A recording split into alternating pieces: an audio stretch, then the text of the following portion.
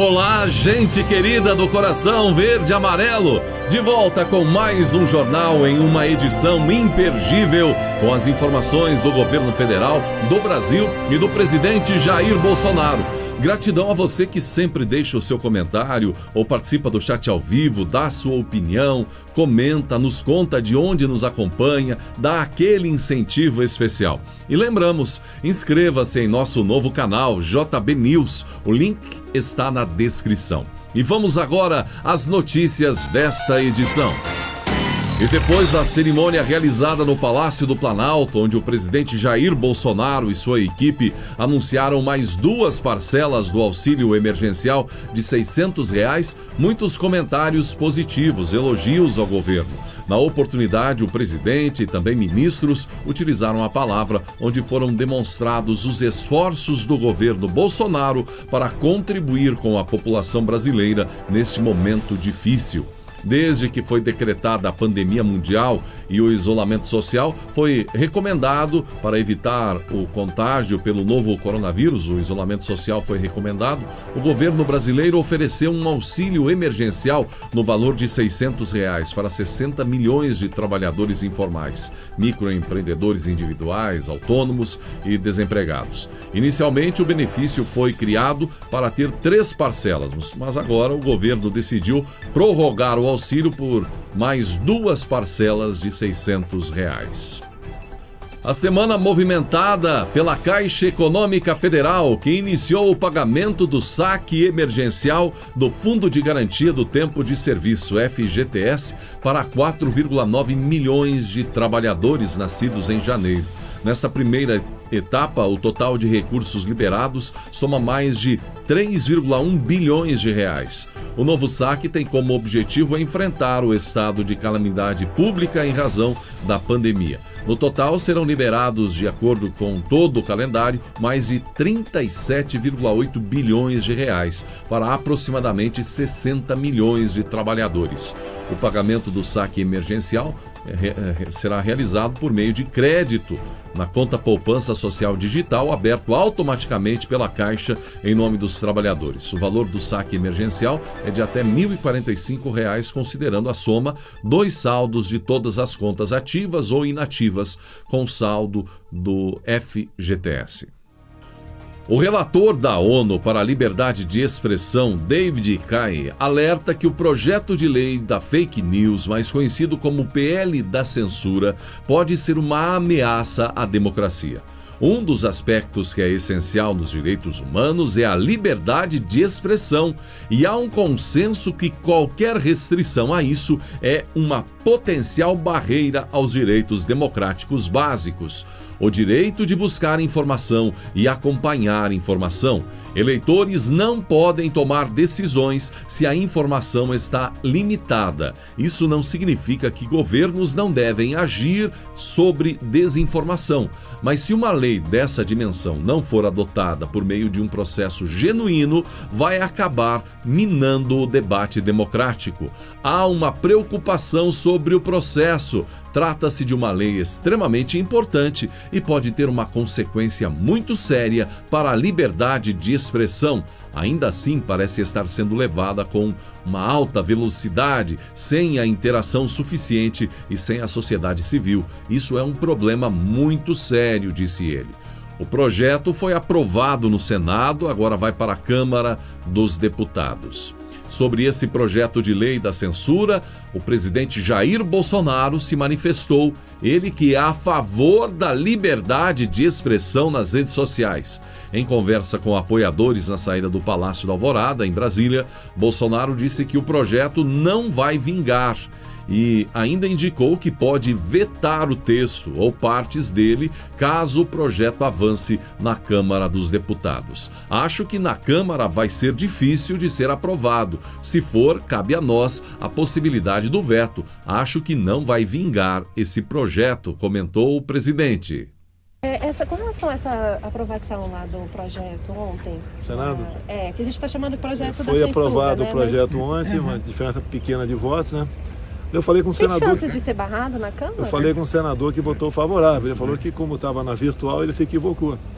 Assim deve ter acontecido com outros. Eu acho que na Câmara vai ser difícil aprovar. Agora, se for, cabe a nós ainda a possibilidade do veto, ok? Ah, tá. Não acho que não vai vingar esse projeto, não. Ah, que bom.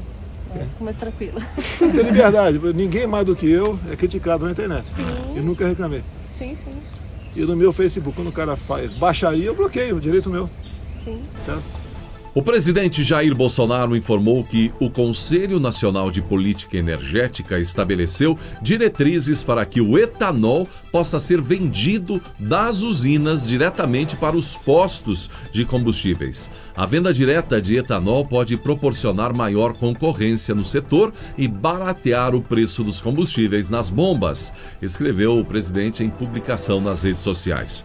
O presidente não detalhou quais são as diretrizes. Atualmente, a norma da Agência Nacional do Petróleo, Gás Natural e Biocombustíveis estabelece que todo combustível deve passar por empresa distribuidora antes de chegar às bombas dos postos. Importante ação.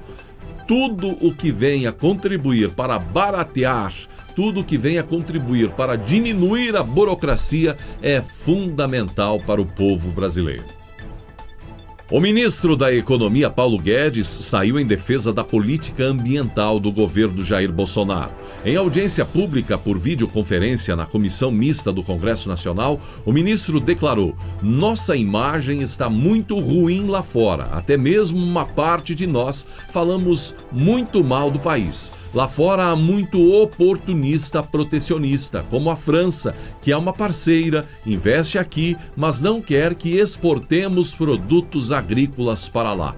Os Estados Unidos querem entrar com metanol no Brasil e não aceitam açúcar brasileiro lá, né? Recentemente, grupos de investidores estrangeiros ameaçaram deixar o Brasil por críticas à conduta das autoridades em relação ao desmatamento na Amazônia.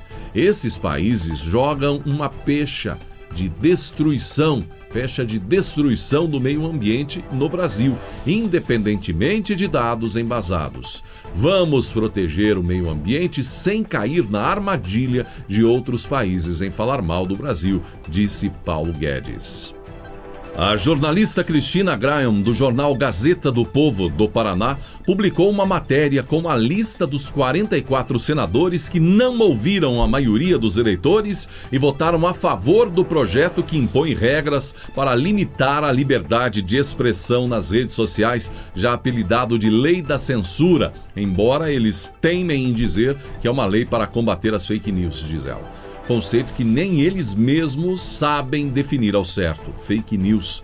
E ela recomenda: sugiro que anote os nomes daqueles políticos do seu estado que dizem te representar, mas não ouviram o clamor das redes sociais e preferiram ignorar os e-mails, mensagens de WhatsApp e telefonemas que receberam nas últimas semanas. Guarde junto do seu título de eleitor para não correr o risco de ser traído pela memória. Anote junto: ele não, ela não, e o alerta pró-censura. Senadores que votaram a favor da lei da censura. Aliás, essa prática deve ser seguida por todo o povo brasileiro. Político que comete o equívoco, o erro ou a catástrofe mesmo de ir contra o anseio popular da maioria do povo brasileiro, a gente tem que anotar numa caderneta, num papel, numa folha, numa anotação, enfim, deixar pronta para o dia da eleição, o dia que esse político vai solicitar o seu voto e cobrar: olha, foi assim, essa, sobretudo políticos que fazem leis, que votam, que não aprovam, enfim, que perseguem a vontade popular, que votam contra a vontade popular. Então fique atento, nomes aí dos senadores que votaram a favor da lei da censura: Sérgio Petecão, PSD Acre; Eduardo Braga, MDB Amazonas; Osmar Aziz, PSD Amazonas; Lucas Barreto, PSD Amapá; Randolfo Rodrigues, Rede Amapá; Ângelo Coronel, PSD Bahia; Jacques Wagner, PT Bahia; Otto Alencar, PSD Bahia; Cid Gomes, PDT Ceará; Tasso Gereissati, PSDB Ceará; Fabiano Contarato, Rede Espírito Santo; Rose de Freitas, Podemos Espírito Santo; Elisiane Gama, Cidadania Maranhão; Weverton Rocha, PDT Maranhão; Carlos Fávaro, PSD Mato Grosso; Jaime Campos, DEM Mato Grosso; Wellington Fagundes, PL Mato Grosso, Nelsinho Trade, PSD Mato Grosso do Sul, Simone Tebet, MDB Mato Grosso do Sul, Antônio Anastasia, PSD Minas Gerais, Rodrigo Pacheco, DEM Minas Gerais, Jader Barbalho, MDB Pará, Paulo Rocha, PT Pará, Daniela Ribeiro, PP Paraíba, José Maranhão, MDB Paraíba, Veneziano Vital do Rego, PSB Paraíba, Humberto Costa, PT Pernambuco, Jarbas Vasconcelos, MDB Pernambuco, Ciro Nogueira, PP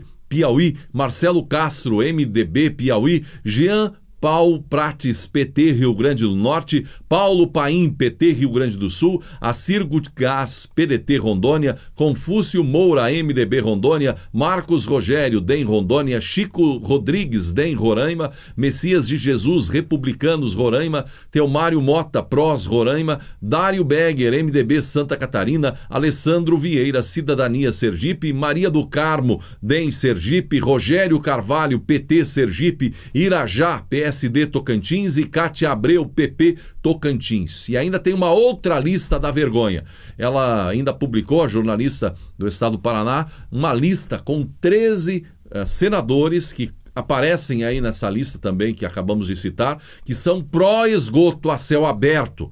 Para reforçar o alerta vermelho na listinha desses aí que citamos, tem outros 13, na verdade 13 que já foram citados aqui, exceto um nome, que votaram contra o novo marco legal do saneamento. Em nome da ideologia anticapitalismo e antissetor privado, preferem que a população mais carente continue chafurdando na lama, sem rede de esgoto ou água encanada, esperando eternamente por obras de empresas estatais mal geridas ao longo da história do país. E tem sido assim.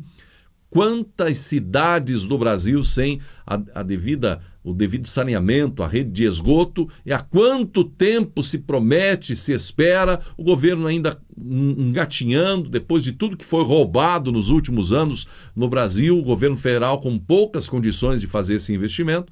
E aí tem gente que é a favor do Estado, o Estado tem que fazer isso, não vamos privatizar e tal. E enquanto isso, o povo, sobretudo o mais carente, esperando. Não era assim com o telefone? Tinha gente que agiotava, vendia, alugava linhas telefônicas no passado, e quando chegou a privatização, mudou tudo mesmo. E certamente há muito para o país em ganho se a privatização chegar a esse setor tão fundamental e tão carente no Brasil.